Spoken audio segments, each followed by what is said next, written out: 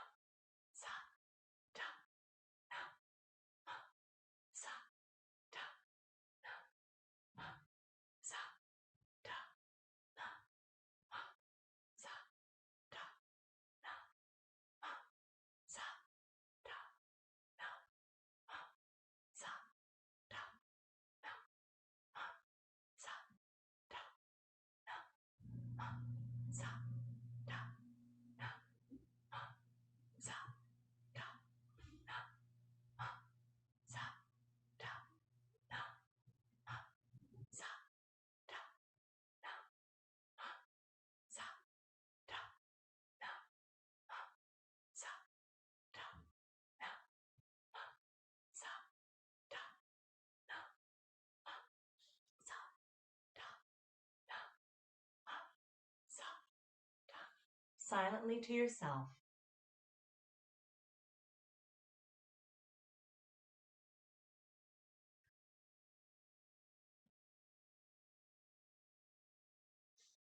Keep visualizing that crystal light flowing in through the top of your head, sweeping out through your third eye center. Continue to think of the syllables sa, ta, na, ma as we tap our fingers to our thumbs.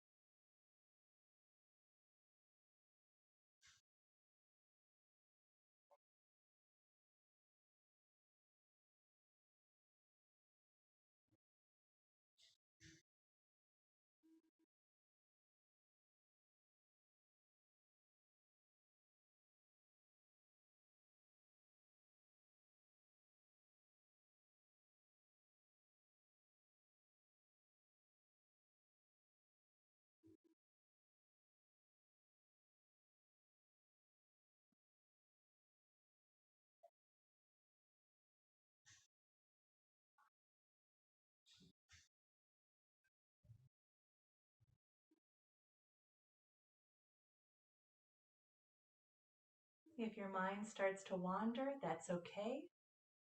Anytime you notice that, simply come back to the practice. Come back to sa, ta, na, ma.